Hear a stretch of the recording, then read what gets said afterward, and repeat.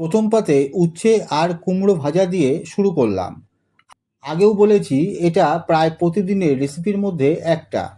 আজকে উচ্ছেটা একটু বেশি ভাজা হয়ে গেছে। এবার নিয়ে নিলাম লাউয়ের খোসা। এটা শুধু কাঁচা লঙ্কা আর কালো জিরে দিয়ে বানানো। এটাও ভাজা ভাজা করে রান্না।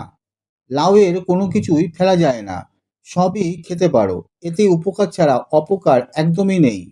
এবার নিয়ে নিলাম থোড়, নারকেল দিয়ে করা। খেতে অসাধারণ লাগে, কিন্তু বানাতে খাটনি আছে, বিশেষ করে কাটতে। সময় সাপেক্ষ ব্যাপার, ভিজিয়েও রাখতে হয় অনেকক্ষণ। সময় করে একবার বানিয়ে খেয়ে দেখবেন। এবার আজকের শেষ পদ, তেলাপিয়া মাছ। এটা জিরে বাটা, ধনে বাটা আর সামান্য পেঁয়াজ দিয়ে রান্না। আমি একটু ঝোল পছন্দ করি, তাই বেশি করে ঝোল দিয়ে কাঁচা লঙ্কা দিয়ে মেখে জমিয়ে খেলাম। এই ছিল আজকের আমার দুপুরের খাবার। ভালো লাগলে শেয়ার করবেন। Thank you.